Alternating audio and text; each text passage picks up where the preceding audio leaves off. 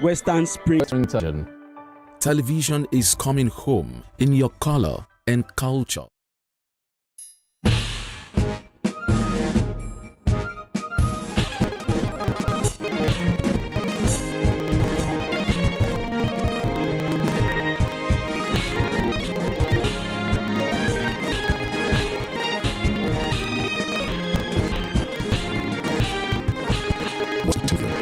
Days.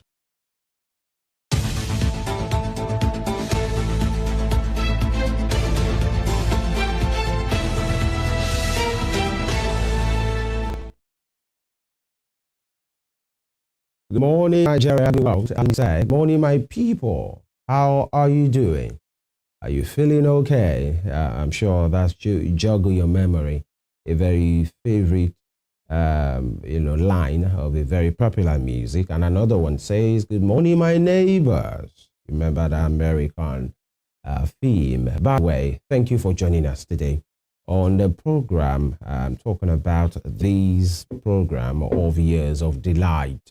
Morning Spring on Western Spring Television here, where we say it as it is. Femi Ojo is my name, and it gives me great pleasure to welcome you at this time, doing this with you, talking about critical issues that has to do with this nation and sometimes beyond the shores of this nation. Conversations that shaping your opinion, your decision-making process so that we all become better people, a better nation, and of course, doing what is right at all times, especially when we have the power to.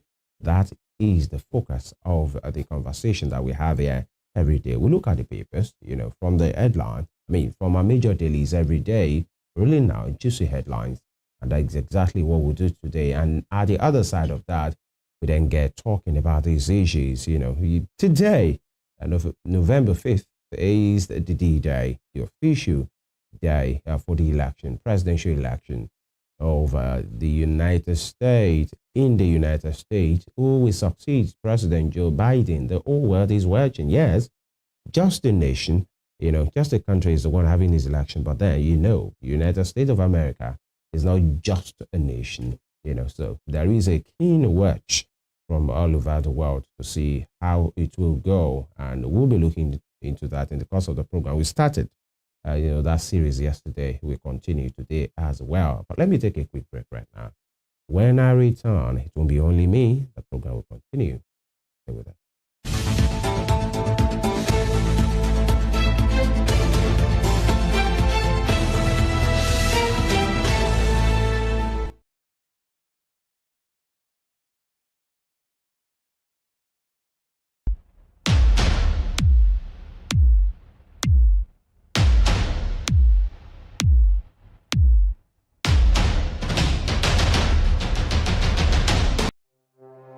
Arrested, affected, sound, found. What do we see? What do we say? Flowing from a spring. A fact A to Z. Check and confirm. Ever is pounding current events. Traveling down from the business gist to the globally arising happenings, to the sports news, to the bittersweet infos. Guided transmission, even diffusion, good facts are fled. Within seconds, nuggets of what are fired. Stories short and long, wrapped in bundles of words, broken and dissected as it is, except misheard. This is the news as it is.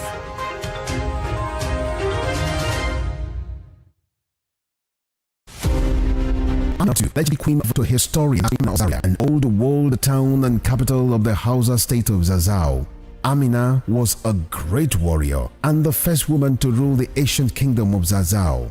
Her 34 years as queen witnessed an unprecedented expansion of Zazzau by conquests.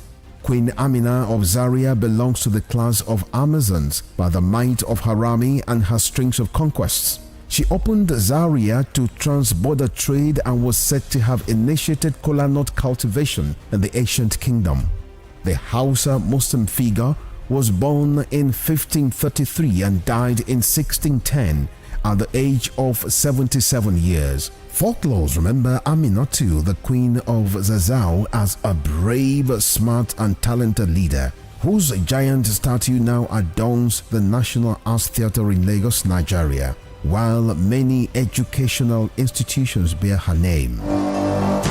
Western Spring Television identifies Queen Amina as a watershed character in history.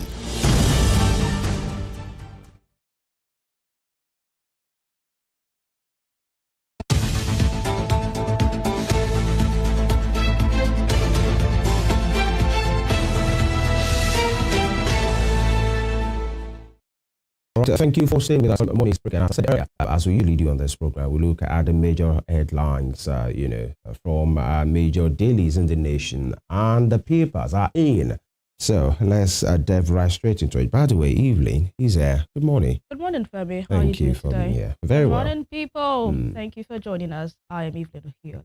All right, very quickly, we'll start with the Daily Trust newspaper. The Daily Trust newspaper for today. And of course, it has this bold headline: Falana seeks compensation as Tinubu direct release of miners. That's one conversation that has really, created so much ripple and controversy, especially with the age group that is concerned here. Falana, that's the Lene Sikh detention. Falana seeks compensation as Tinubu direct release of minors. So, one will say, why did the nation, the prosecutors, by the way, go this route when they knew maybe something wasn't properly done? Does it have to take, the shouting, the screaming, the opinion, pieces by the people, and maybe the bad optics that it's already given the nation and this particular government before the president will say, okay, let them go? Why do we always have to do things one crude people living somewhere in the back end of the world? But by the way, that's what we have here with riders. President orders investigation and prosecution of officers behind action. Really, Evelyn, the hunter is becoming the hunted. What is he? Is he an action of throwing some persons under the bus? Does it sound like that to you? What are we having on our hands now? Of course, officers are now being investigated and prosecuted. Who are those? Really? Like we For almost 3 months. stated yesterday, Femi, it's a bad optics for the country. And it's good that the president has waded in and has also ordered the release of these miners and also instructed for investigation into it. But I wonder why the Attorney General is not in the know of all of this beforehand, because the case was instituted on behalf of the federal government. So I wonder why there is a federal disconnect. Government was represented in the court. Exactly. There was a counsel who spoke on the matter. By the presidency and the people, the lawyers handling the case. Okay, all right. I just remember, a conversation I had with my boss yesterday, in which sometimes somebody must just take the blame. Okay, and maybe this is what we have right now. And with another rider saying, arrest inhuman. That's Bauchi governor. All of a sudden, people are finding their voice and voices. AGF to take over, discontinue case today. All right, because of time, and just below that, you have the top guys, the number one and the number two, flanked by a couple of young people. And of course, the minister of the Foreign Affairs state, Bianca Ojukwu, is there with other person. And I think this is about the newly, confirmed ministers who possibly have been sworn in yesterday. This is at the status. We wish them all the best. That's President Tinubu. His vice, Kashim Shettima, with the 7 newly sworn in ministers. They will hold sway in their particular respective ministries. Moving on, Harris, Trump, in neck and neck as Americans elect new president today. I told you we'll be looking into that in the course of the program. And Olympics, Ophelia awarded $5,000 compensation. Officials face sanctions. All right. that is an offshoot of the last Olympics in Paris, where something untoward happened to Sarah Ophili. Now, Sarah Ophili is a sprinter for Nigeria. She has been awarded. But then the money, maybe, is okay. But then the fact that she couldn't really do what she has to do, what she has been preparing to do at the last Olympics, that's one time that she will never get back. And another Olympics will be in the next 3.5 years or so. She still be fit at that time. Time will tell. Moving on, MTN records 514.9 billion naira loss as subscribers drop.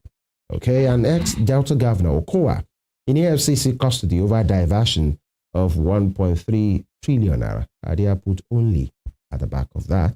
And stop castigating leaders. Allow God deal with them. Sultan. Interesting. Okay, you guys should stop castigating leaders. Allow God to just, I don't know the kind of leaders that His Eminence, Sultan of Sokoto, is talking about. Either religious leaders or political leaders or traditional leaders. But he's saying leaders should not be castigated. Allow God to deal with them. Okay. FG revokes Abuja Kaduna highway contract. And finally, from the Daily Trust for this morning, no going back on Forex subsidy reforms. Finance Minister. That will be all on the front page of the Daily Trust.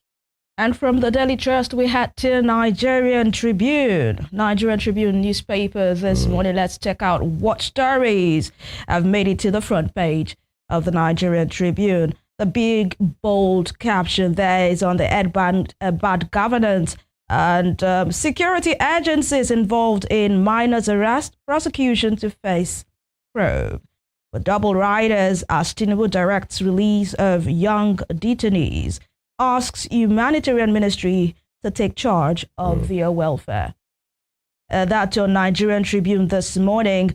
And away from that, appeal court acquits ex-CJN Onoga of false assets declaration conviction, orders FG to unfreeze his bank accounts. Appeal court acquits ex-CJN Onoga of false assets declaration conviction, orders FG to unfreeze his bank account. Remember that particular litigation, and it's been going on for years. I was during the administration of President Muhammadu Buhari, and it's been on for years. It's good that is off the hook. After how many years now? And really? Not just off the hook, he's been discharged and acquitted. Done, exactly. The speed in which, more like something that has just been documented. People are just taking their part or act their part and just put it out from the CCB rather, Conduct Bureau, to everything, and it was removed. And then Justice Tanko came in, and the man has been at the court. Finally, you know what they say about the wheel of progress? Sometimes it's very slow.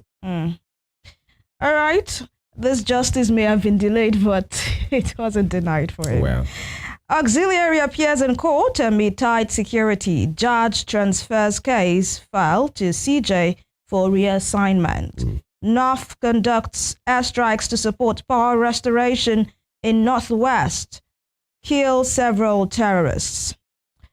And the picture there is that of the two contenders in the United States presidential election about to go down today. Trump-Harris campaigns push for record voter turnout in battleground states, with Ryder hope to secure victory in tight race. Yes, analysts have said it's not no one can put a call to it at this time. It's a tight race, and it can go either ways. It can be Trump, it can be Kamala. We just have to wait and see who finally wins. Ohando rather announces 51% growth in revenue to 2 trillion naira in first half of 2024. Top strip, Nigerian Tribune, Ooni Olugbon to unite Yoruba Obas. A writer here says Ooni never visited Oluwo. This is according to Olugbon. An alleged diversion of 1.3 trillion naira, EFCC arrests Okowa. APC now afraid of Nigerians, or your PDP. PDP labels APC party of vampires. I'll take that again. APC now afraid of Nigerians. This is coming from your PDP with the rider. PDP labels APC party of vampires. One may want to ask, where did Governor Seyi Makinde all of a sudden get his voice from, especially with this, narrative is pushing against the APC. There was a time he was in for President Bola Ahmed Tinubu. What happened? Their group, the integrity group then, Wike, Piazu, Otom, and himself, might say they work for a man, But then that same man is the head vampire, according to him. Yeah. Right? So all of it. And Wike is still in the administration of the APC. These are the issues. All right, that will be all from Nigerian Tribune. Next up is The Guardian newspaper. And of course, what leaders nations anxious as the US decides Harris-Trump's fate. You can see the both contenders there, having a go at themselves. And at the center is the White House. That's a coveted prize, the residence that is waiting for the next president of the U.S. Away from that, reps probe NNPCL as protesters lament fuel crisis. The House of Reps is probing the NNPCL. Interesting. Just below that, you have the picture of the executive director, Museum of West African Art, Philip Iheanacho, the DG, Center for Black and African Art and Civilization, Aisha Oge, and the DG, National Commission for Museums and Monuments, Olugbile Holloway, and Director General, National Gallery of Art, Ahmed there, Sodangi, at the preview event of Mowa Institute. Mowa is the first purpose-built building in Benin in Edo State. Away from that, and bad governance, legal news tightens on Borno miners despite Tinubu's reprieve. Okay, maybe there's another angle. Who are these? The Borno miners. All right, because we have the ones we're talking about are majorly from Sokoto and Kano.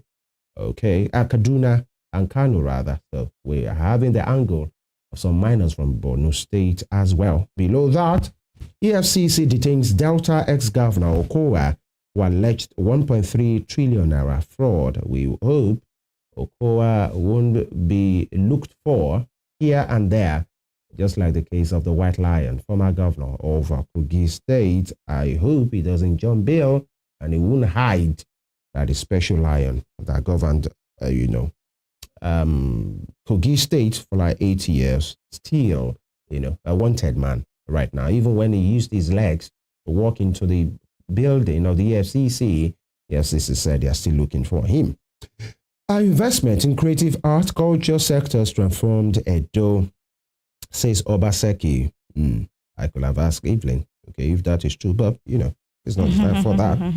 Or your PDP flays APC's reaction to Makinde, supports governor. All right, and Tinubu tells ministers to be focused as Edo backs Forex subsidy reforms. And bottom strip, average truck driver loses 200,000 naira daily to gridlock inefficiencies at Apapa Port. Okay, that's a report. 200,000 naira being lost at Apapa Port due to the gridlock, and of course inefficiencies at the port. Who pays for that?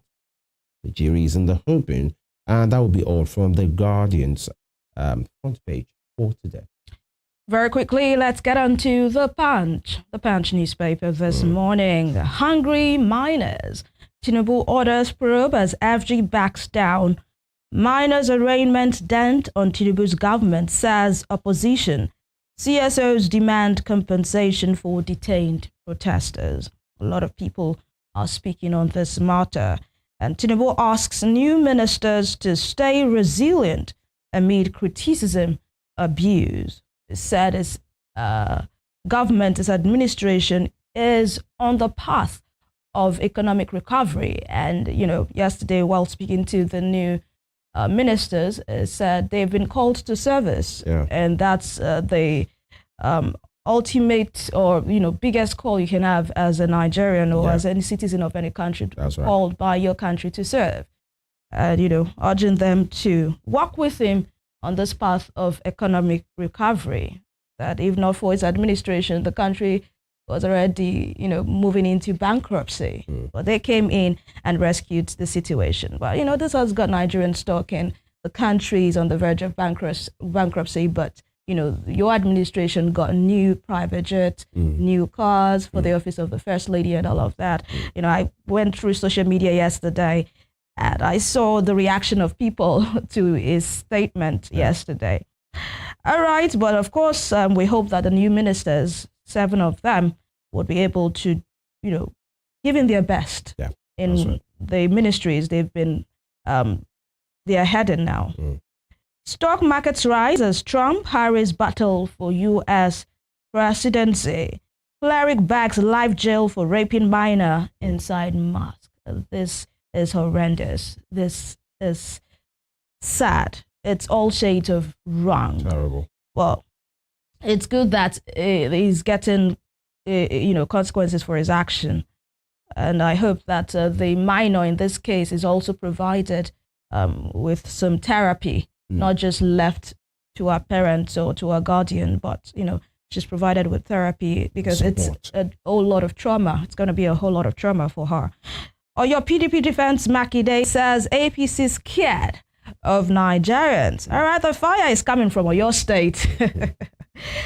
Imported petrol, top strip, the Punch newspaper this morning. Imported petrol cheaper than Dangote's 990 naira per litre. This is coming from marketers. In UK to raise tuition for varsities in 2025. EFCC arrests ex-Delta Governor Kowa over alleged 1.3 trillion naira fraud. And the Ondo governorship poll corner, Ayedatiwa says government won't sack workers. And we won't repeat Edo mistakes, says INEC. So is this INEC agreeing that there were mistakes made at what cost? Implicitly. But that will be all from the front page of the Punch newspaper this morning. And the newspaper review segment. We'll take this breather. When we return, we'll speak to issues in the United States of America. It's about to go down today. Yeah. 2 contenders, major contenders, I should say.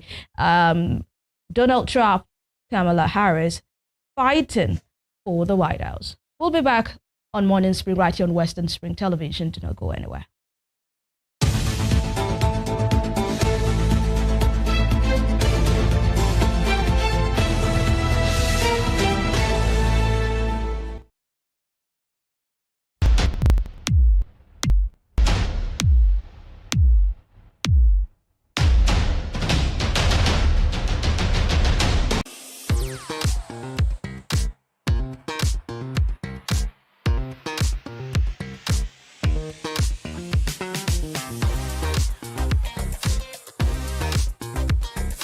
Turn it up! It's the Wild Wild West, and Western Spring Television is pulling out all the stops to make sure that you don't miss out on every of the fun and happenings around you. Yup, we've got you covered because your girls got all the juiciest tidbits and entertainment news from around the world. Cross over to the chocolatey side of entertainment. Join me, Chocolate Cassie, on Eccentric as we take you into every bit of the juiciest news, fashion, music, movie updates, and other trending conversations. Together on the show, we'll get personal with your favorite celebrities via phone call, Zoom, or even live here in the studio. Eccentric will be shown on your TV screen on Western Spring Television, channel 190, only on StarTimes. Here in South Africa, there is still a healthy population of lions contributing to tourism and creating thousands of jobs. Sadly, in Nigeria, we have less than 50 lions in one. If we could the number recover and we become a wildlife tourist destination. So let's protect lions because poaching steals from all.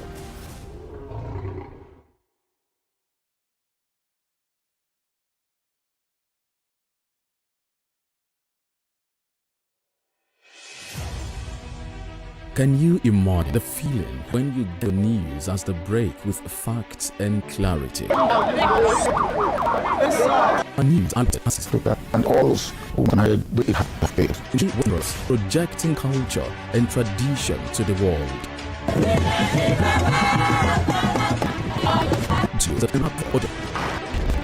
Like, Western and Western television is coming home in your color and culture.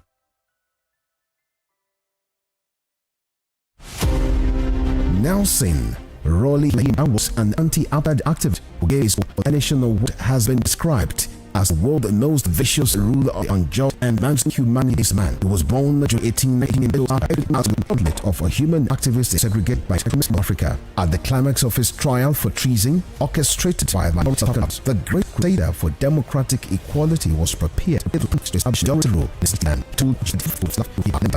described as the most notorious prison in the world. It was from this same prison that he came out as free to assume office as South Africa's Black in 1994. Western Spring Television identifies Nelson Mandela as a watershed character in history.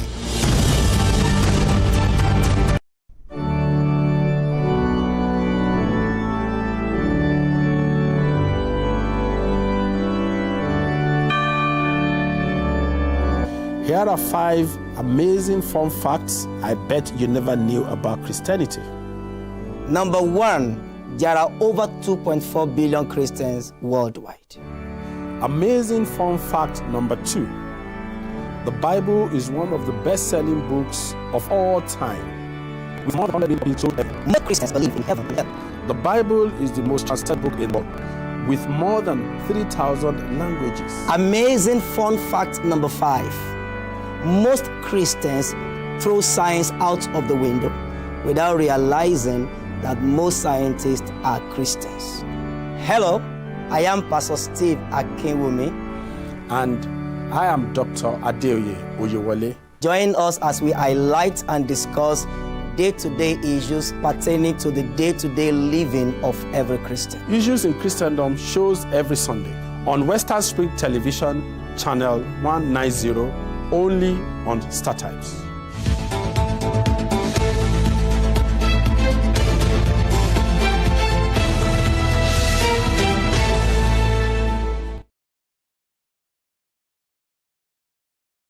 All right, thank you for staying with us. The program is still Morning Spring on Western Spring Television. As I said earlier, this morning we will be, making a trip. In fact, the trip has started since yesterday, so this is more like the second leg.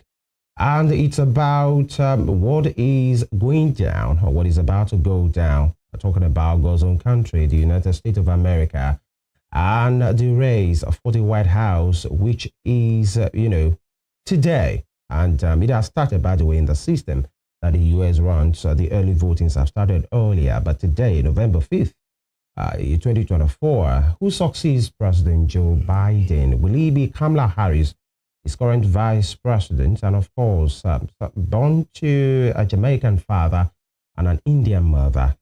Who will it be? She's the current vice president, and she's running, of course, on the platform of the Democrats, or the former president, who was the 45th president of the United States, served, a term of 4 years, lost at the last time, and he's back.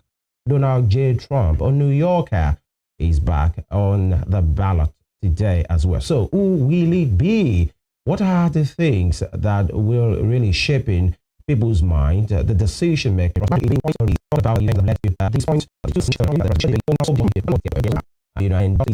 continue with the race. The different felony charges against Donald Trump. He appeared in court multiple times. He was acquitted later, and he was cleared to run. So many things have really happened. And to this point, what will he be? Who will he be? We have 2 gentlemen in the house to give us clarity and some analysis on these issues. Both of them veteran journalists in their own right, and of course, political analysts. We have with us, Dr. Femi Adefila. Thank you for joining us. Good morning, sir. Good morning. How are you today? Very well. Good to have you here. And of course, Prince Komi Ademiluye. Prince Komi Ademiluye, who's former chairman Daily Independent. Good morning, sir. Good morning. How are you? All right, very well. So, gentlemen, who will he be? What will he be? What will be the deciding factors? Before now, just like I said in my introductions, many events have happened. The race, the debate, the assassination attempts, It was Joe Biden at some point. He had to step down to say, okay, Kamala Harris, go ahead with this because of some issues. Many things have happened. So up to this point, what are those things that you think and, will form the opinion of people? Because you have the white demographic, the blacks, the Hispanics, the Latinos. Many persons will go to the polls with different things on their minds. Let me start with Dr. Femi Adefila. What will you make of the campaign so far to this point? Well, thank you so very much. The election is an interesting phenomenon, not only to Americans, but to the entire world, because of the role that America plays in geopolitics worldwide. So far, issues that dominate campaign are around immigration, abortion, inflation. Those have been the dominant issues. Those are issues that are very important to Americans. Those are issues they want someone who will steer the ship of the United States of America in the next 4 years to be very clear on. America prides itself as the bastion of democracy world over, because that is one system that they love so very much. And the campaign has been very, very, very tough. At the initial stage, Trump was cruising home to victory if Joe Biden didn't back up. Because Americans believed that Joe Biden was a bit old for the task ahead, and it wasn't as strong as they would have wanted an American president to be. And the first debate was a calamity that he had with Trump. But reasons prevailed, and he backed up. And that threw up Kamala Harris, who has been a game changer for the Democrat Party. And she's really doing so well. This is going to be the first time we are having a woman. No, we had Hillary Clinton, but we're having a woman that is actually giving a contender a serious context. Because initially she was doing so well in the opinion poll, she was leading the polls, but now it's a tight race, very tight race because of the issues. She's a lady, don't forget. Democrat, inflation is a major issue that Americans are asking questions about. But so she comes to the table with strength and weaknesses. Her strength is the fact that she represents a new breed of politicians, a new face, a new dynamic. And that's what she's saying, that I'm here as a new breed. I'm here with a different kind of message. Please listen to me. And if she wins, she'll be the first woman to govern that nation, in the history of that nation. She'll be the first woman. And Trump has his own occultic followers who believe that he should return. Some people believe that because of the subversion role he played in January 6th, and it threatened the very foundation of American democracy. He wanted to tweak and to change the dynamics of things in America. But the institutions stood against him. Despite the fact that he has so many cases in court, he is what he is today, and he is where he is today. Today, Americans will decide whether they want to go back to Trump or they want to go with Kamala Harris. And the campaign, like I said, majorly inflation, abortion. In nations like that, in this part of the world, we've been taken for granted because institutions have been designed to take care of those social amenities. So by default, they are going to happen anyway. But issues like abortion, does a lady has a right to decide what happens to her, to her body? If she feels that an abortion will constitute serious medical danger to her health, can she abort the pregnancy? The conservatives, Republicans believe that no, right to life, they are pro-life. But the Democrats believe that, hey, a lady should be able to take decisions. If this pregnancy will constitute a nuisance or threat to her health, she can say, no, I don't want this baby. I don't want to carry it to term. It's a major issue. And don't forget that there was a major Supreme Court ruling that has strengthened that in America. And people are saying that there must be a revisit to that. So she's flying on that, Kamala Harris. And Trump is saying no. And people are losing their life. In the state of Texas, for instance, a lady lost her life because the doctor couldn't rescue her, couldn't take a decision because there's a law it could have considered an infraction of the law if they had rescued her and aborted her baby. It was a matter of life and death for her. Then immigration. Everybody believes that America is a God's-own country. That's how you introduce them. Yeah. Everybody wants to have a slice of the pie. People are coming in from the south, from the north, from the Caribbean, from South America, from Africa, taking risks. And they believe that there must be a limit to this. We can't continue to open our gate wide for every Dick, Tom, and Harry and to come in illegally. And it's a major issue. Right. The conservatives are very strong on that. That's where the slogan of Trump is American first. It's not new to him. It's been there. Or American first. Democrats believe that we should give immigrants who want to come to America a soft landing. And we can't afford to erect a wall and stuff like that. So those have been the dominant issues. And inflation, for instance, the inflation has been up and down. It's been like a roller coaster, as it were. It comes, it goes, and those are the issues. All right, so let's move over to Prince Kami. I'd like to first ask this from the foundational question. Since Kamala Harris became the Democrat nominee in July, do you think from July till now she has gained acceptance with the American people? When I mean acceptance, do you think America is ready for a female president? Well, I mean, America was ready for a female president when Hillary Clinton ran. It was a quirk of the Electoral College because, I mean, Hillary Clinton was 3 million votes ahead of Trump, but the Electoral College system. So I don't think there's any dispute. If 3 million people, more people than the winner, I don't think there's any dispute about the country being ready. I mean, like any other country, there are loads of misogynists and stuff. It's all about the misogyny in American society. And actually, one thing that I personally find disturbing following the elections is the amount, and which could cost Kamala Harris the election, the amount of black male voters who are not voting for her. Because if you look at the key swing states like Michigan, like Pennsylvania, you find that there's that hesitancy amongst the black male voters. Even in Georgia. Even in Georgia, and even North Carolina. And that goes back, if you go back to read the late Senator Daniel Patrick Moynihan, he was a sociologist, and then he was Democratic Party Senator for New York. And he wrote a landmark book, which was very important, which you should read it actually, published in 1965 on the disintegration of the black family.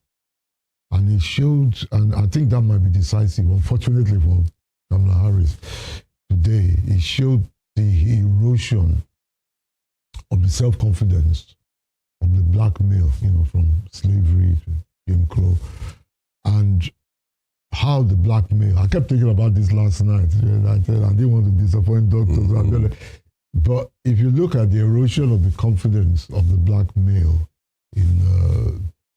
since slavery, the results, and there's a big resentment of successful women. I mean, they don't like people like Evelyn, So, and you have a situation where the last forecast I went before I went to bed, so I don't disappoint doctor and not turn off, was that about 13% of the black male voters in those swing states might vote for Trump. That's right. And that actually is alarming, is disturbing.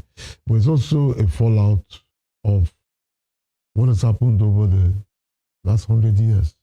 There is actually, I was a long time ago, I also noticed that a long time ago that a lot of the educated black females, in the United States, they had a problem finding black male professionals to marry. Of the black male voting for Trump, there's a big problem. So are you saying that this vote is basically majorly on the personality of the candidate? It's on the it's not an issue. No, it's not a policy statement. I mean, one thing I noticed in this campaign is unfortunately, that I hope she wins. Buhari deserves a weak candidate. I'm sorry. I mean, I hope she wins, because he's facing a fascist, authoritarian figure. Like I was telling my cousin, he went back to the United States on Friday. Right. I said, look, I think you and your wife, you better stay at home after. It's today. After today. Yeah, November. Because there's going to be violence. You know, I mean, when you have a man there who denies, who is not going to accept election results, like he's in the backwater, Banana Republic. So I said, bros, I think you better stay at home with this guy, because they're already in the state of Washington. The governor has called out the National Guards, and in some other states like Nevada, they are taking preemptive issues, because this guy has winded up his supporters not to accept an election result that is adverse to him. So we might have a repeat of what happened in 2020. Not might. It will be worse. Because man has winded up his supporters to say that any election result that is adverse to him, so it'll be worse. You're not going to have might. I'm not happy to say that. All right. You talked about, how the pattern is changing, especially with the black male voters who might be rooting for Donald Trump. And you talked about maybe some of them have confidence issues in, giving a chance to successful female. But one would say, because there are some school of thought who think it's not just about that, there is this, delegitimization. That's what it's called, as the black male vote, especially the parental right, the parental consent that's being taken away gradually, and that's been pushed by the Democrats, by the way, to say everybody have a right. A child can choose to do whatever he wants. He can choose to identify as whatever he or she wants. And, that's the kind of that the parent doesn't really have a say. And that is one thing that won't resonate with a black parent, to say, I don't have a voice over my child. I can't decide, what he or she, or just consent to whatever choice he or she wants to make. Being black, they are not having that. So they are swinging. And you know what the Republicans are doing to say, no, let the conservative part of them, let everything be in their natural state and let it just follow the other. I'll come to Dr. Adefila. Now, there have been different scenarios. The assassination at times, many of those things that have happened on Donald Trump. There are conspiracy theories that say maybe it was staged, although there's no proof to that yet. For him to carry that sympathy votes from the people, and a lot of things, just like you said, at the time it looked like he was coasting home, but it seems, and the way the American election is a bit bizarre. You can't really make a call. So many things can really happen. Let me ask you, at this time, those events, do they really, you have highlighted some parts, you talked about, the abortion rights, immigration, all of those things. Just now, we talked about the personality. What will it be? Because we spoke to some persons, residents of the U.S. yesterday. They said so many persons might say Donald Trump possibly will be a better leader. Forget about his, misdemeanor, his character, the way he does his things. He's not really, person who followed the books. But Kamala, on the other hand, maybe she's a bit, somebody who does it the way it will be for you. Beyond those policy statements, let's look at the character of the persons involved, and let's draw a parallel. For an average American, you've been there, you've lived there, you work there. What's the pattern like in that place? The character of the person, okay, and the policy of the party. I think the two are going to be fusion of the two factors, and they're going to play a major role in swinging decisions of voters. I think if I were a Republican, I would vote against Trump. Why so? Why? Because the Republican needs to rescue themselves from the clutches of Trump. Trump has successfully tagged the Republican Party as a fascist political party. Majority of Republicans are not happy with Trump.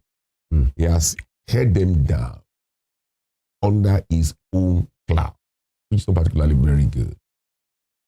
A vote for Kamala Harris is freedom for Republicans so that they can breathe a breath of fresh air going forward. Do you think so? Because Trump actually won the primary. There were other He won the primary. If you study the phenomenon in America, why is there vote there are families that hold sway within each political party. For instance, today in the Democrat Party, you have the likes of Obama dictating the pace. Before, in the Republican Party, the Bush family played a role. So there's this tendency for every ex-president, former president, to have substantial political control of his political party. Trump was the last president of America, of the Republican Party. So that's why he wields so much influence. But I see that because this is a Trump that is attacking the very foundation of American democracy.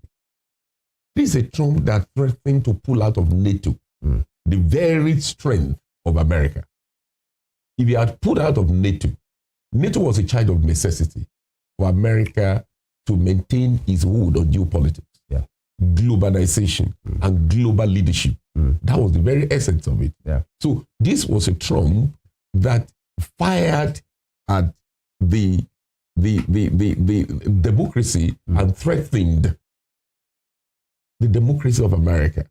So you see, today we have what we call dollar imperialism by virtue of the foresight of former American president. In April 1948, the Marshall Plan was unveiled to build European nations. America generally through the Congress released $1 billion to get out of economic quagmire that they were. That was the beginning of dollar imperialism. That's why we all pay dollars today. And they gave them the money, the bailout in dollars. So those are the things. If today America's economy is $29.16 trillion, the biggest economy in the world, it's because America has managed to maintain its global leadership over the years. And how do you maintain global leadership without multilateralism and bilateralism arrangement? Because America controls world economy. America controls the politics of the world. They control the geopolitics. So this is the very foundation that Trump has been threatening. And of course, his friendship with Russia is a threat to America. So I believe that there are people in the Republican Party who are against Trump and his style of leadership. That if they have their way, take a check. Virtually everybody that served closely to him have come out to say that this guy does not fit to be American president. His chief of staff, his defense secretary, they've all come out openly that this guy served. We can't afford to have this guy back in the Oval Office. It's a threat to America. Because it's the way he does stuff. So that's why I'm shocked when some Nigerians at the altar of religion support Trump. Trump, with due respect, is just a scammer, as far as I'm concerned. He's just using religion to scam Americans. He said it before he contested on the platform. It was initially... He doesn't have a religion. That guy started as a Democrat. But when he saw the vulnerability of an average Republican, he elected to contest on that platform. He said Republicans are idiots. They believe whatever they listen to on Fox. So if I choose to contest, I will choose Republican platform to contest. So it's intentional for him to... Yes, the guy is a marketer. He's a marketer, he's a strategist. You see, if someone, go and read the history of Trump, has managed to push this narrative that I'm a billionaire, and the real sense of it, this guy has declared that bankruptcy so many times. He has lived a life of lies, and has paid off for him. So it's not changing. He managed being the president the first time. He said, I believe, I want to believe, by tomorrow, I will be the first elect president of the United States. That's for Americans. That's what I wish. That is what every factor is pointing to. I sympathize with what he said about the black voters. You see, Republicans tend to tax middle class lesser than the Democrats. What Democrats do is this, because they pursue and they push equity, they take from the middle class, from the upper class, to finance the people in the lowest rung of the ladder. If my son told me that He's going to pay less tax if Trump is president. He's going to pay more tax if Kamala Harris becomes president. But majority of people are rooting for the personality of Kamala Harris as against, if there had been a strong independent candidate, right? This is the time to have an independent candidate elected, because people are a bit disillusioned about Joe Biden to an extent, and they see it's between it's between the Egyptians and the Red Sea. You just have to make a choice. You just have to make a choice. Right. So the fairest of the choice, I mean, the better of the choice is Kamala Harris to me as a voter. All right, that it's good that you put it there. Now, before we come to Prince Ademili, you talked about the support, and it's a pattern that leaders, especially former president, will always come handy, whenever their party is getting ready, and you see former president coming up to speak, especially in support of the candidate. And that has not really been the case, for Trump. You talked about personality, and maybe they are trying to agree on the party to really have their voice. Intentional about to have intentional to using them down. The way Obama has been going on and on. I'm trying to draw a parallel. Kamala really thinks she's an all-out politician like the Barack Obama, who has been there, who has the power, oration, who can talk to people. You will think, the way we say it in Nigeria here, that Obama has been putting the Kamala Harris campaign on his head. He has been there. He has been very vocal. That's the same thing as Michelle. That's his job. Yeah, I know. A political intentional leader. that the Bush just chose to just stay down, not necessarily because the megalomania nature of Trump has overshadowed everybody. Maybe it's just a choice. The Bush has refused to endorse the candidature of Trump because of the danger it constitutes to American democracy. They are protecting the sanctity and integrity of their family. Nobody will put his name online for a kind of a person that Trump is. So you won't see a major political family in America, except this guy, the Kennedy guy, that withdrew as an independent candidate to support him. Yeah. And of course, you have Elon Musk.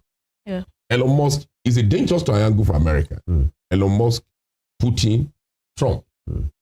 That's going to be very dangerous for America. Elon Musk has been discovered to have secret dealings with America, with Russia. Elon Musk is a private business person. But if you are that big within the American economic space, you are a security interest to Americans. What you do, what you say, who your friends are, must be under scrutiny, because it can constitute immediate danger to the American society. So I think in the interest of the United States of America, it's good for Kamala Harris to emerge as president. Point noted. All right, let's move over to Prince now. It seems Doctor is so big on Kamala winning this race. But then there are people that consider Kamala Harris as a pawn in this game. They think she's not an intentional contender, being that, she was not the first to be on that ticket. It was a Biden-Kamala ticket before Biden stepped down, and now it became Kamala Walz ticket. So I want you to speak to that. Do you think these people are right when they say Kamala is not an intentional contender? She's like a pawn in this game. She was just put there to win the race for the Democrats. Well, she's a candidate of expediency. I hope she wins, but she's a lightweight, actually. She's light, intellectually. She's unlike Michelle Obama. As compared to who? Well, compared to Michelle Obama, Hillary Clinton, she's lightweight. Most of the things I've said on television. But she's in contest with Trump. Yeah. Intellectually, Trump is no match for Kamala Harris. No, compared to Trump, anybody. Trump is no match for anybody that you know. That guy blabs. He says nothing all the time. But well, they say that he may be an unconventional leader, but he gets the job done. Who? Comparing 4 years of Donald Trump to 4 years or almost 4 years of Biden's administration, they think Americans have spoken to some of them, they think things were better under Donald Trump. It's unfortunate, a lot of people actually think they were better off under Trump. Yeah. Whether that is reflected in the data is actually a disturbing feeling that he was a better manager of the economy. And that could prove decisive in industrial states like Michigan, for example, where a lot of the auto workers. You see, the thing about the Trump thing, to get down to basics, is that Trump represents a current, a dangerous current, but it's always been there in the United States. It, you know, you see, there's a problem that there are a significant amount of people who believe that they are facing extinction, that their way of life is going. And a lot of the people you're talking about are terrified they will vote for Trump in record numbers because they are not competitive. It's like in the United Kingdom, you have somebody complaining about an immigrant plumber taking his job, right? But you were not trained to be a plumber. You get what I mean? And if you want to understand why Trump might win, I hope not, but I think the odds favor him. You think the odds favor him? Oh yeah, if I was a betting man, it gives me no great joy, but the odds favor him because he's appealing, like Hitler appealed, to those basic base instincts, which is lurking there in human beings.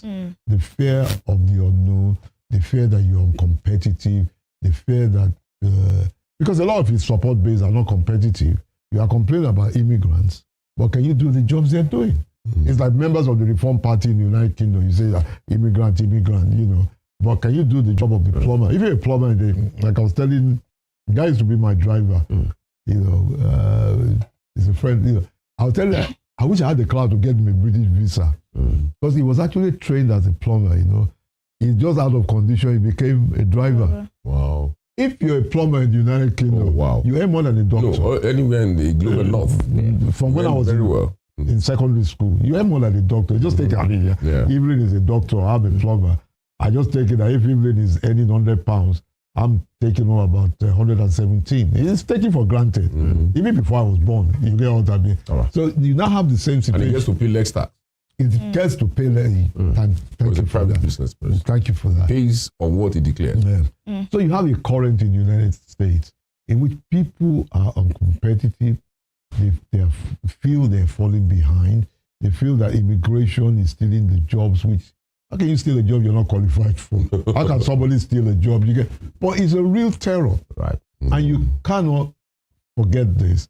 And you cannot get, but the thing is that Trump is an odious person.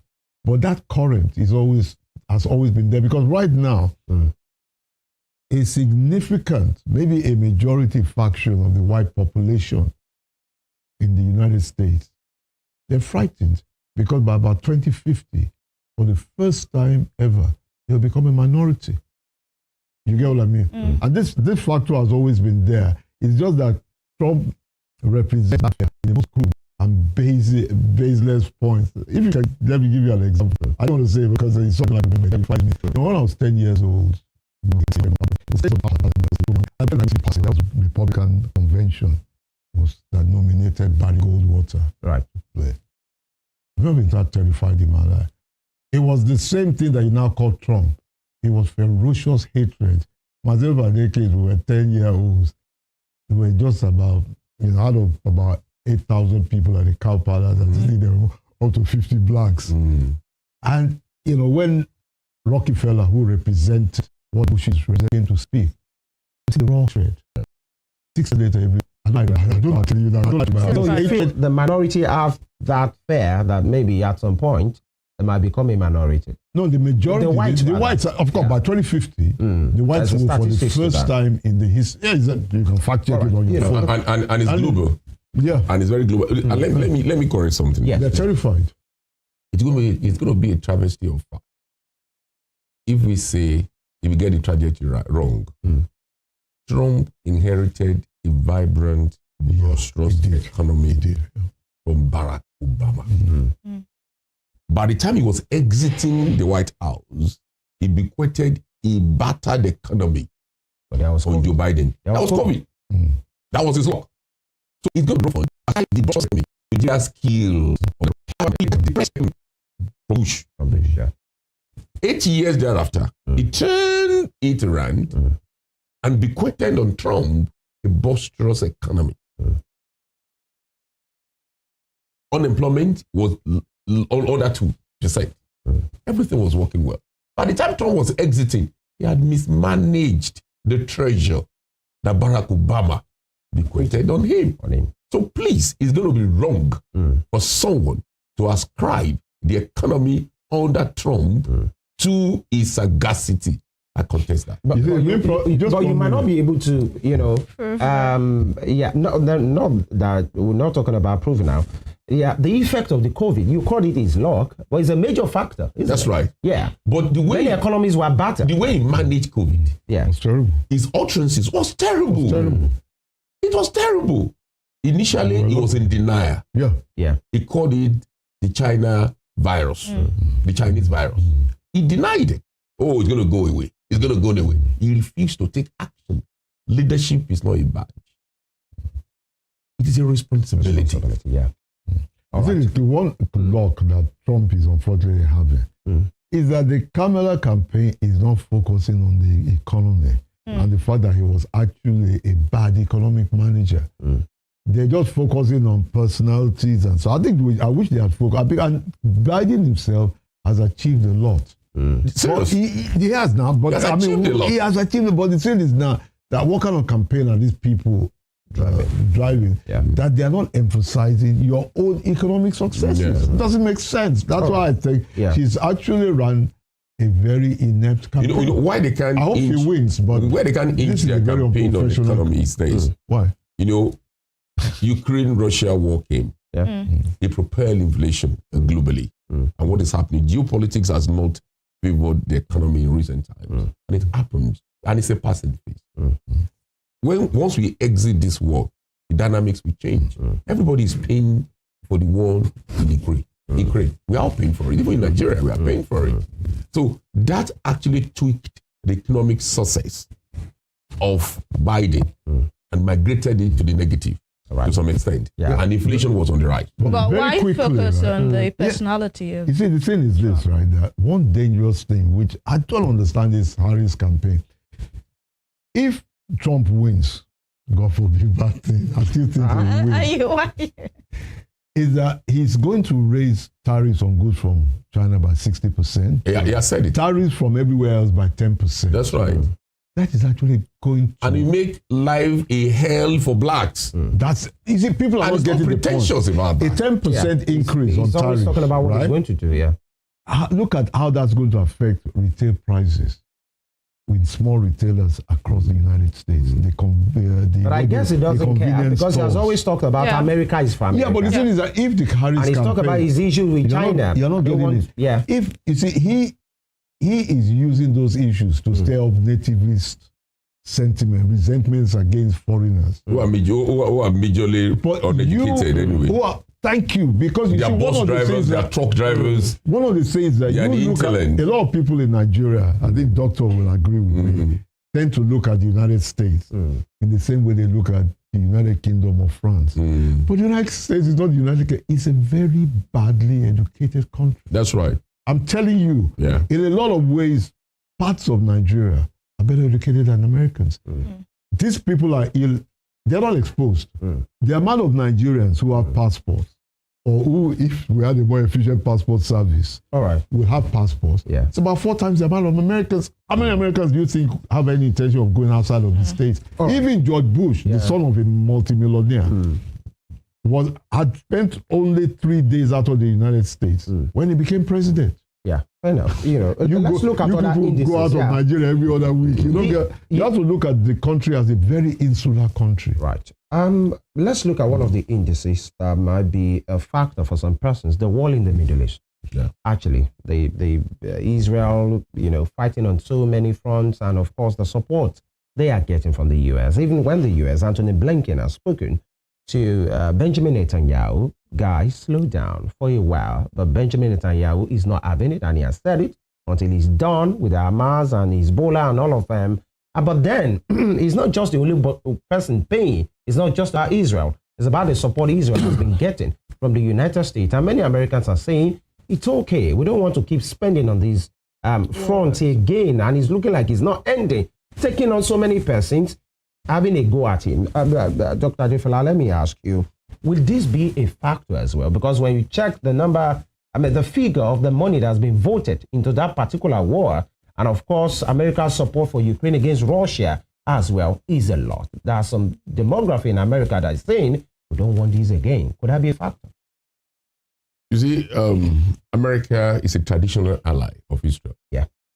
No political party negotiates that. The hold that the Jews have on American economy and politics is very strong. And their interests politically, socially, militarily are intertwined and interwoven.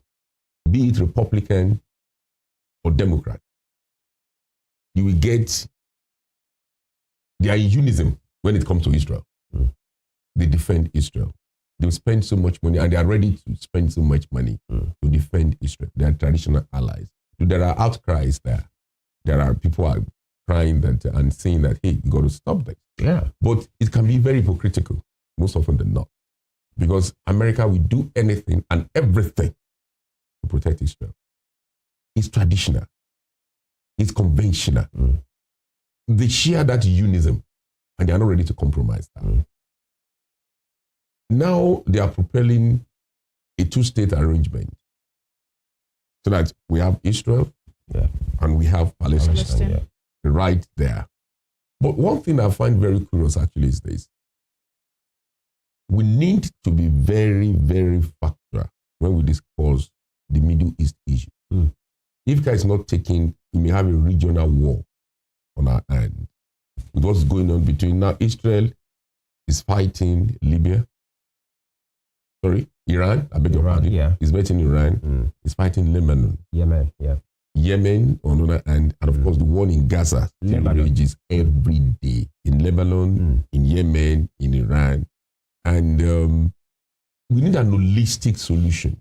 This is an historical war, an historical dispute that we need to settle once and for all.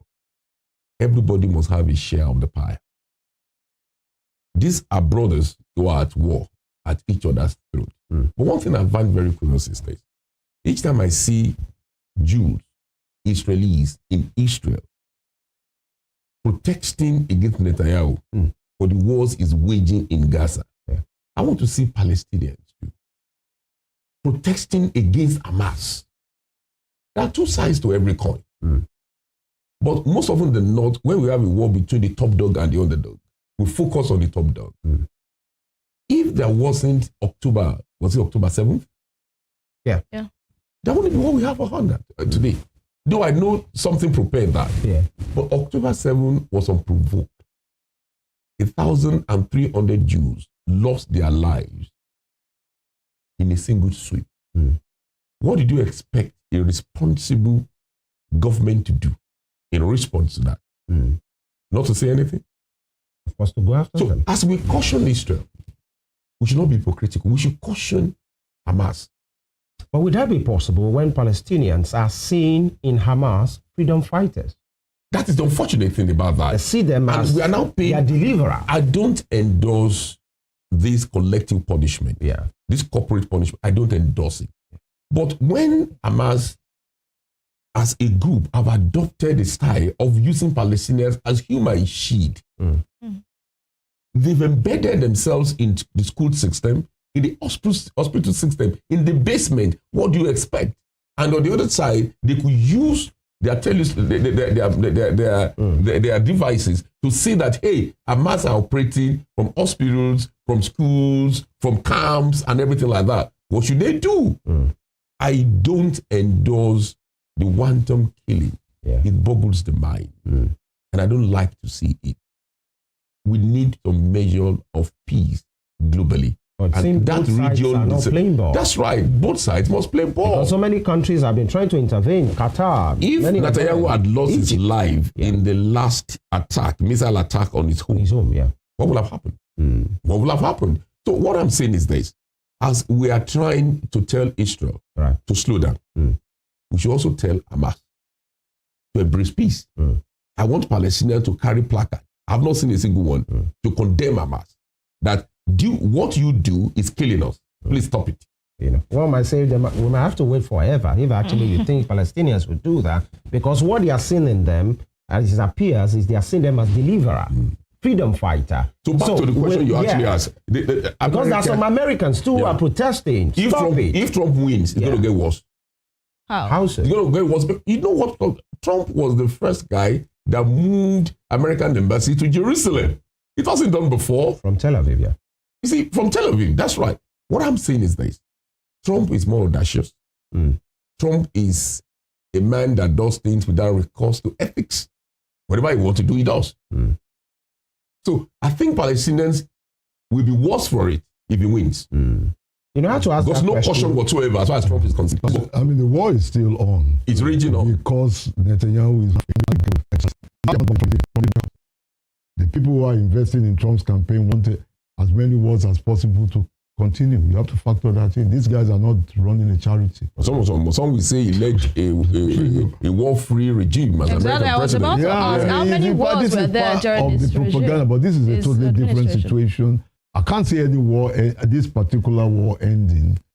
If Trump gets in, it will intensify because that's what Netanyahu wants. But he wants victory for Israel at all costs. It's not just victory for Israel, Doctor. The Israelis have gone from running an apartheid system in the Gaza Strip. They are now into ethnic cleansing. They just want to clean out the entire Palestinian population. So that's different. You call it Palestinian. Netanyahu call them, the Hezbollah, because he didn't use the word Palestinian. Hezbollah towards Lebanon. You see, one man's freedom. Because they said until he has rooted them off. One man's freedom fighter is another person's terrorist. You know what I'm saying, Princess? He didn't declare war on Palestine as a state. Wait now, Margaret Thatcher. Just on Hamas. Margaret Thatcher declared Nelson Mandela as a terrorist. And even went as far as saying that he ought to be shot. I don't believe that Hamas, I don't interpret Hamas as a terrorist group. People were forcibly evacuated. I'm talking about forcible evacuation from a land they lived in for centuries. And you want them to accept it quietly. You go and evacuate people from Ikirun after centuries. I don't know how long they've been living in Ikirun. They're not going to quietly go away. There will always be a resistance. So essentially, that's why the two-state solution was the best solution. Essentially, the Arabs whatever is going on in the Middle East doesn't have anything on the election. Is that what you're saying, gentlemen? It has. It has always played a role. The decision of people on who to go for and in their choice as... And I think people must be confused as it were. They are confused. Because they've seen the support of Biden's government for Israel and they can't imagine the support Trump will give to Israel. Like when he becomes president. The other thing is confusing. People are actually confused. But if you look at the polls, so Arabs and Muslims in Michigan, a lot of them are actually supporting Trump, which doesn't make sense. I mean, how can a Muslim and an Arab? But they are supporting Trump. In a place like Dearborn, which is a key industrial. You know, election is more of an emotional thing. It's an emotional matter. People don't interrogate issues intellectually when it comes to elections. They use some primordial factors. What over? World over. It's a global phenomenon. Election is an emotional matter. I support Kamala Harris for some emotional reasons. And I'm a Democrat. I support Mawani. All right. She looks like me. That's the truth. A Jamaican father, an Indian mother. Yeah. I wonder where that similarity or... No, she's black. She has from black content. And that's it for you. Yeah. All right. Okay. We're talking about the conversation. And of course, we're in the middle of it already. Who will succeed President Joe Biden and emerge as the 47th president of the United States of America? Who will he be? Kamala Harris or Donald J. Trump? That has been the conversation so far. We take this quick break. When we come back to speak to other matters and try to draw a parallel, especially with what is happening in the U.S. and, of course, in our own nation here. What will it be? What can we do better? Can they learn from us? Can we learn from them? This will form the fulcrum, of the next conversation. Stay with us. It's the Morning Spring on Western Spring Television. We'll be back.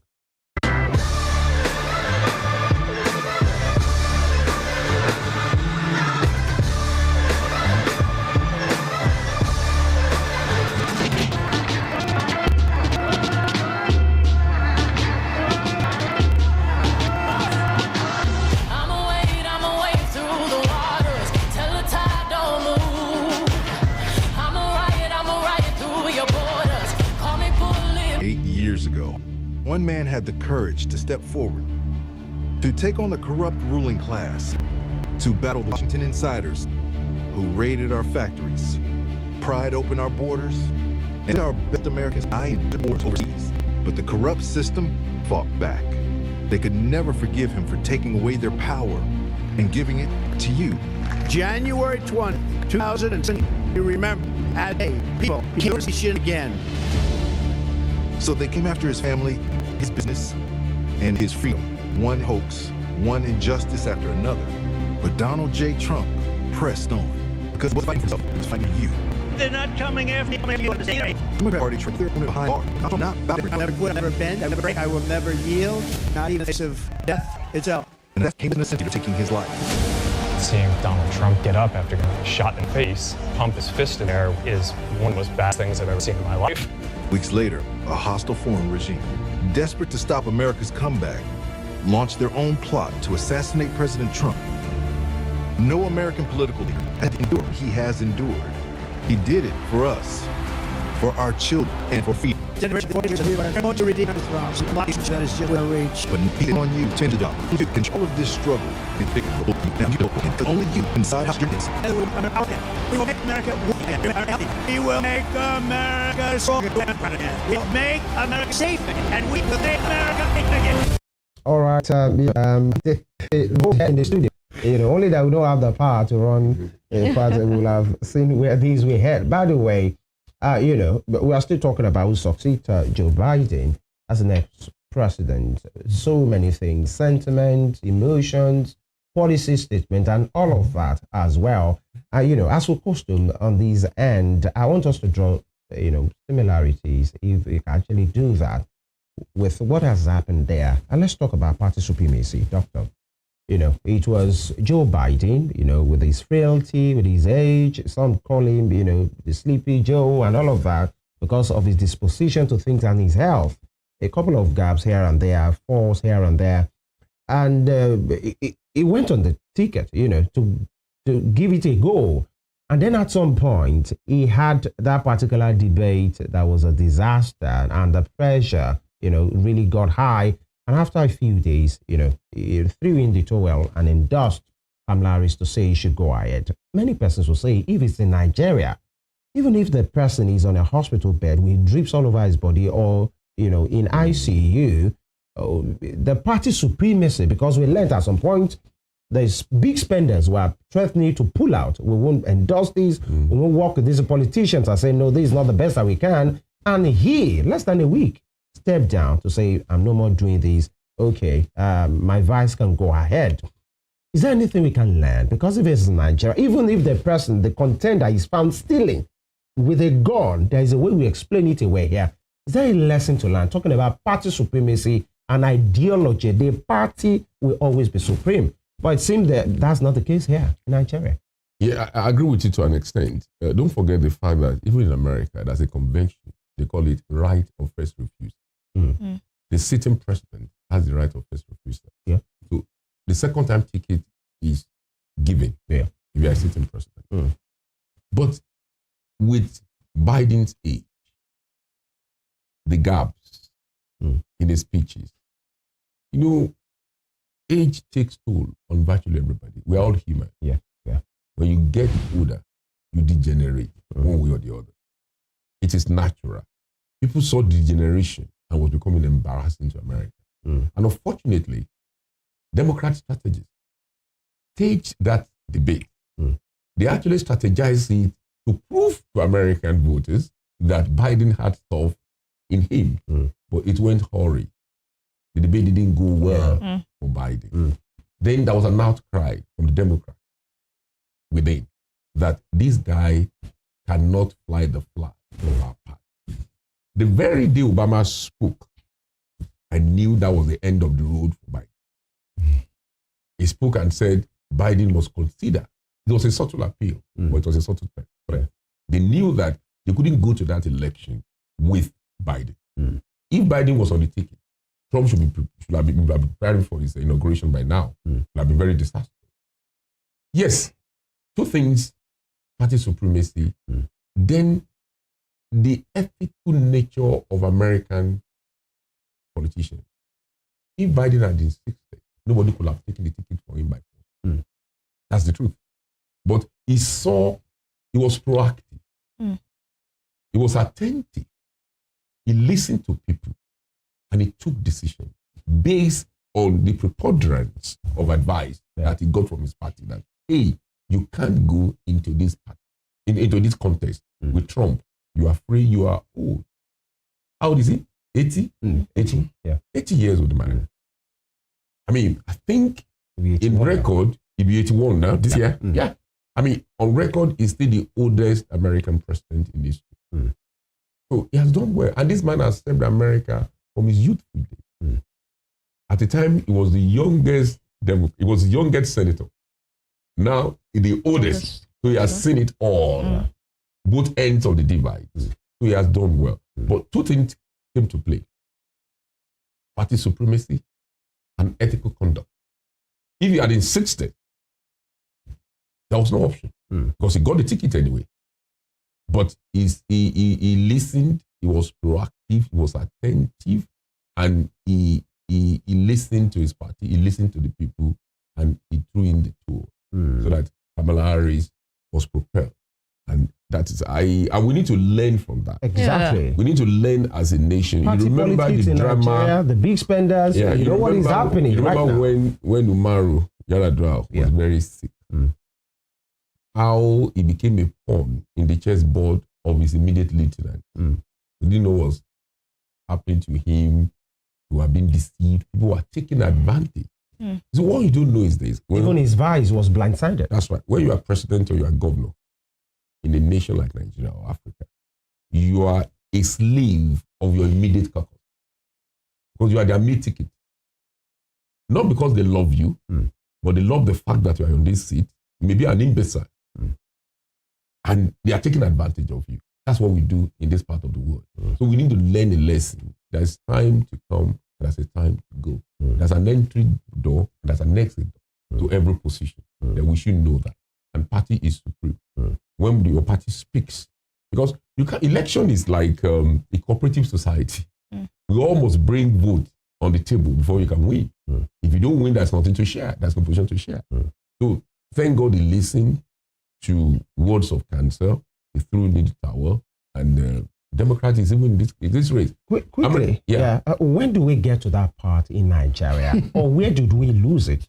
Actually, maybe I should start from there, because we have individuals in this nation who are said they are member of a political party, they are working for another political party, and even when the political party, I'm talking about the PDP, now it happens in the APC as well, is about to crumble, they are saying, this is my party, nobody should touch my structure. If you can, I dare you, suspend me, give me a go. Most of us, when we criticize our politicians, we have forgotten something. These are our cousins, these are our brothers, these are our uncles. What you see within the political space is a reflection of our society, our value system. How ethical are we as a people? That is what they manifest when they step into political office and political space. That's what we do as a people. We need to interrogate our value system as a people. Power is very sweet. We love power. We crave power. But we don't know what to do with power. We just want power for power's sake. Most of them do not. It's unfortunate. That's who we are. And I believe that the generation coming after us will do something better to that. We need to revisit our value system. Right. To an average American. You think so? To be honored, we need to do that. I don't think it's an ethical issue. I think it's a question of a demented political economy based on sharing. I mean, Nigeria had some of the best political parties in the world in the 1950s.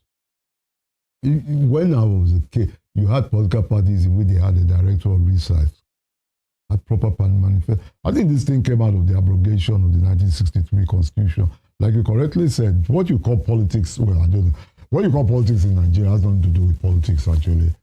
It's about sharing positions. That's not politics now. Politics is a vocation. It's not a career. So you don't have political parties. You get what I mean? You have special purpose vehicles. Look, this country, where I disagree with Doctor, I don't see this as a moral issue. It's a fundamental issue of political economy. This country is a country of very limited areas of economic advancement. What economy do you have that you're talking about? You get what I mean? I'll give you an example. Yes, please. The daughter of a classmate of mine, she's like the baby of the family. She's about 30, 31 years. I was at the marriage about 2 years ago, one child now. That's not the point. The point is that she actually works for a consulting firm, and she earns, I think, about after tax about 1.8 million naira a month. You don't leave that job. I'm not going to mention. I don't want the doctor to give me a bill for advertising. Big consulting. She's not going to leave a job of 1.8 million, 1.9 a month. With fantastic. You can imagine where she'll be in the next 10 years. To come and be anybody's special assistant. The trouble is, the scope for economic advancement in this country is too limited, too narrow for you to have what in real terms is politics, let alone political parties. Apart from politics and religion, where are the roads? You don't even have statistics. Yes, how many jobs? No, wait, doctor. How many jobs were created in Nigeria? In the last 2 years.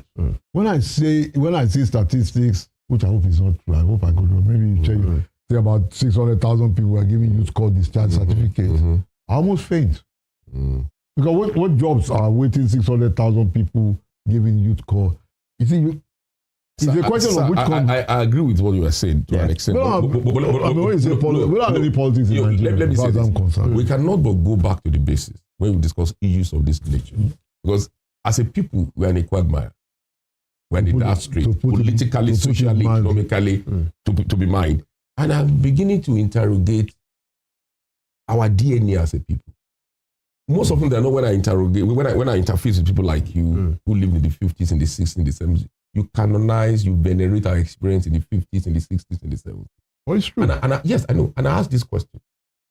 The more we travel further from a colonialism experience, the more we embrace this Armageddon experience. I think in the 50s, we had role models in the colonial masters that we learned from. In the 60s, in the 70s. But the more we travel from that experience, we are turning our back to the ethics and the value system that the colonial master taught us. I'm beginning to believe that our independence came too early. That's the truth. How so? How? Because everything, why must we, Yoruba will say something. Wọ́n ní àṣedáadáa ara ayé. I want to translate that. Because the present leadership have failed us, we continue to remember with nostalgic feelings our leaders of the past.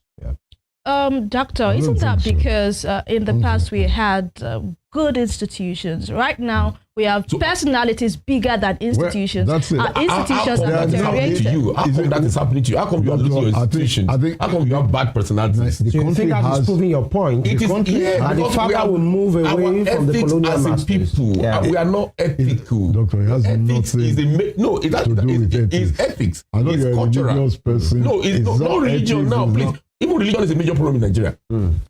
I don't like religion. I detest faith. I detest religion because it's hypocritical. It's a lie. It's deceitful. I'm saying that if we travel across Africa, South Africa remains one of the best nations in Africa today in terms of social infrastructure, in terms of ethics. South Africa just exited apartheid experience, right? And they are losing it gradually too. In the next 50 years, Africa will be worse than Nigeria. Because Africans have taken charge. Because of what you said, that's right. The farther they move. From colonial experience, the more we embrace the Armageddon experience. Is that suggesting that we are inferior? I'm not going to agree. Not to our colonial masters. I think we lost our knowledge system. With the knowledge system we pursue now, honestly speaking, because I'm shocked each time I travel abroad and I see the sharp difference between us and them. And I ask myself, why? Doctor, Nigeria is not at the competitive. Nigeria was actually a very, very I like the worst. Why not ease? Look, when I was, wait. I think that where I differ with Doctor, the country lost it when the 1963 Constitution, which was based on production, was suspended. Thank God it wasn't abrogated. I'll tell you, when I was in secondary school in England, right? You know, this is Agubelewo. Yeah. I think this is Agubelewo. Yes. If you look at Agubelewo, the western region of Nigeria, they had warehouses full of yam, you know, from Agubelewo, right, doctor, all the way to, you know, where the Oshun Mall, and the Wiz as well. They had the same thing. That was in the 60s. They had the same thing in Rotterdam and in Atlanta, Georgia. Of course, the military sold all that stuff, but you see, if under a system like the 1960 and 63 constitutions based on production, you had to feed yourself, not some. Okay, when did you start hearing of some nonsense? Gentlemen, because we have to round off and come back to that. I think the cultural excuse is a face-saving device that we all use. We don't use to save our face. To protect our failure. The constitution changed. No matter the constitution, with this mindset, we continue to fail. That's what I'm telling you. All right, but let's get back to the matter. People did not have to work again. Yeah. That's why you don't have. Okay, you have which political party? President Milui, one more parallel to draw. You know, really, when the assassination attempt on Trump's life was made twice, by the way, every political party, Democrats, the Republicans, the ones that doesn't have a party, Black, Hispanics, everybody, you know, condemned it. Every political party, Joe Biden himself, Barack Obama, and all of those persons condemned it to say this has no space in our policies. This should not be the way. Now, come here to Nigeria. God forbid if it happens the way they got it. I've been seeing people explaining it. We try to put on the boss without waiting to investigate. What can we pick from that? Okay, the things, accidents that happen, just like when we don't know, we have to face that we should look to, not trying to say, oh, is this religion that caused it? Is this people from this part of the country that caused it? What lesson can we draw from that part?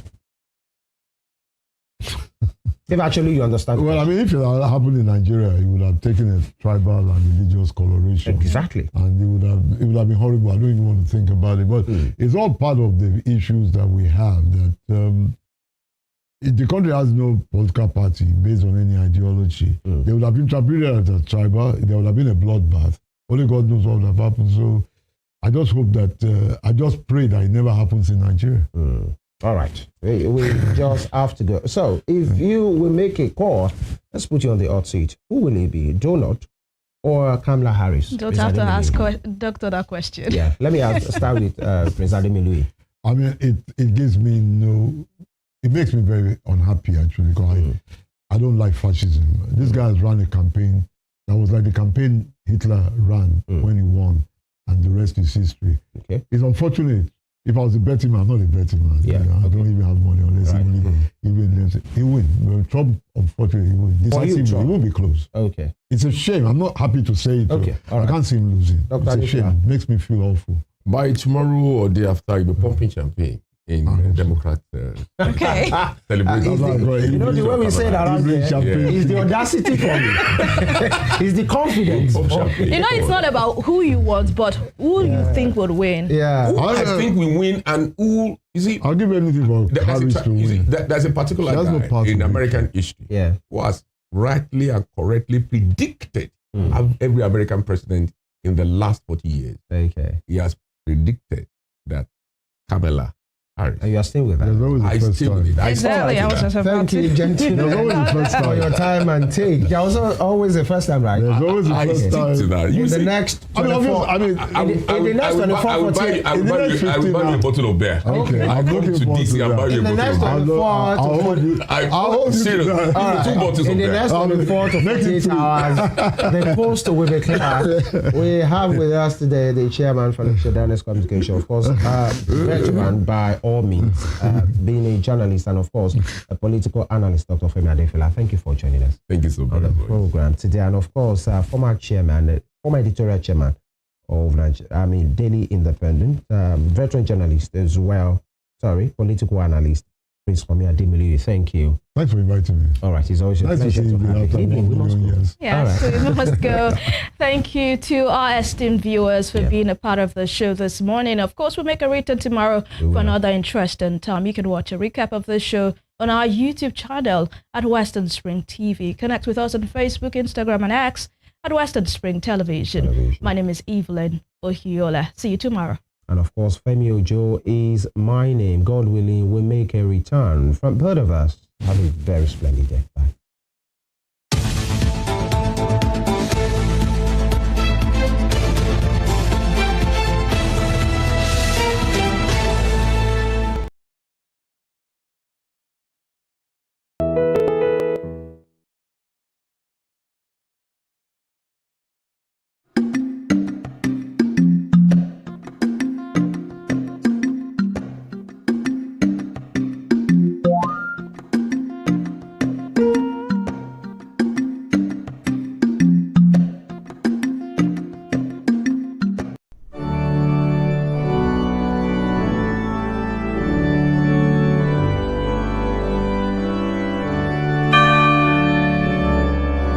Here are 5 amazing fun facts I bet you never knew about Christianity. Number 1, there are over 2.4 billion Christians worldwide. Amazing fun fact number 2. The Bible is one of the best-selling books of all time. The Bible is the translated book in the world with more than 3,000 languages. Amazing fun fact number 5. Most Christians throw science out of the window without realizing that most scientists are Christians. Hello, I am Pastor Steve Akinwumi. And I am Dr. Adeoye Oyewole. Join us as we highlight and discuss day-to-day issues pertaining to the day-to-day living of every Christian. Issues in Christendom shows every Sunday on Western Spring Television, channel 190, only on StarTimes. Evelyn Ohiole, Hi. King Eve. How are you today? I'm good, I'm fine, I'm alive. I really feel like she's not giving the right answer to the question. When one asks you, how are you? And you said, you're saying, I'm alive. It's very annoying, seriously. How are you? I'm fine. I feel I'm fine will be the right answer instead of I'm alive. Not that I asked you if you're dead before. Go and check all these 40-year-old, 50-year-old. I feel is being really hyper when it comes to the issue of sex, because we talk about other topics and he feels so reserved. He really doesn't have anything much to say when it comes to other stuff. But when it's the issue of sex, I believe he's being unnecessarily hyper. That's when I have to pick an issue with him. I mean, it's just being unnecessarily there when we're talking about sex. Just like a child, his mom just got him his favorite chocolate or ice cream, very happy, doing as though if he doesn't have sex for a day, he's going to die. When it comes to finance, women also support their husbands financially. You need me emotionally. You need me spiritually. Cassie is an amazing person, but I hate the more that I think to them. I need you spiritually, I need you mentally. I can get these things anywhere with money. If you go by the topic was, who does marriage favors the most? You know how many jobless women they marry every Saturday? They are saying it favors you, favor. Are they vague so? Growing up, when I was in the world, we've heard of Who are you now? Well, MC Too Much said he likes saying when I was in the world, and the last time I checked, well, it looks a bit innocent, facially, but deep down, he's actually out of this world. We're all in the world now. As long as you're alive, you're in the world. So, MC Too Much, I beg you to talk about that. I don't want to hear that. Next time you talk, I kiss my ass. I think they have a problem with you saying ladies are champion, and that's the problem. Always trying to attach too much importance to that gender. It's giving insecurity, it's giving low self-esteem, it's giving a blatant display of egoism. Because at the end of the day, a man who is secured in his words, a man who is confident of who he is, will not really be disturbed as to whether women are being referred to as champions or not. I mean, at the end of the day, Joseph's a really great guy, but whether he likes it or not, women are champions.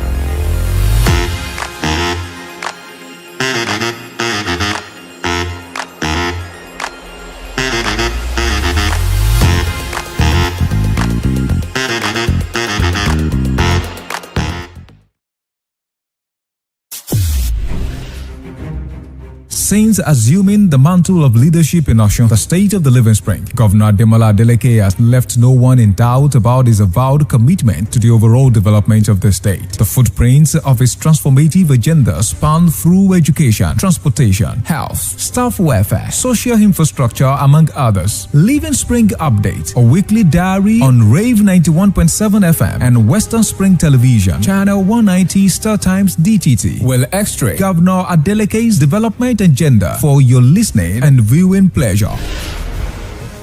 From the bustling market to innovative agricultural initiatives, from the testimonies of civil servants and retirees to the cheers of artisans across the state of the Living Spring, you will discover how Governor Adeleke's administration is driving the economic growth of the state. Stay informed and engaged. Living Spring Update, where we will deep into the details of ongoing infrastructural projects, new initiatives in education, other impactful strides being made across the state. Tune in every Wednesday on Western Spring Television at 6 p.m. and every Saturday on Rave 91.7 FM at exactly 2:30 p.m. You can follow us on all our social media platforms at Western Spring Television and at Rave 917 FM as we tell the story of how Governor Adeleke is shaping Osun into the beacon of development and opportunity. Living Spring Update is a production of the Office of the Spokesperson to the Governor, Governor's Office, Osogbo. Arrested, affected, sound, found. What do we see? What do we say? Flowing from a spring. A fact A to Z. Check and confirm. Ever expounding current events. Traveling down from the business gist to the globally arising happenings, to the sports news, to the bittersweet infos. Guided transmission, even diffusion, vast and fast. Details are fired. Grab bundles words, broken and dissected as it is, except misheard. This is the news as it is.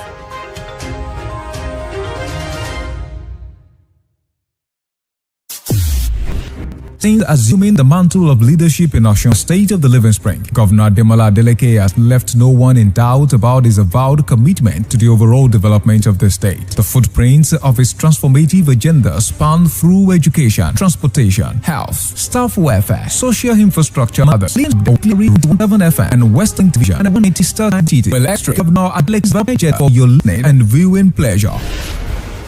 From the bustling market, innovative agricultural initiatives, from the testimony of civil servants to cheers of artisans across state, you will discover how Governor Adeleke's administration is driving the economic growth of the state. Stay informed and engaged with Living Spring Update, where we will delve deep into the details of ongoing infrastructural projects, new initiatives in healthcare, education, and other impactful strides being made across the state.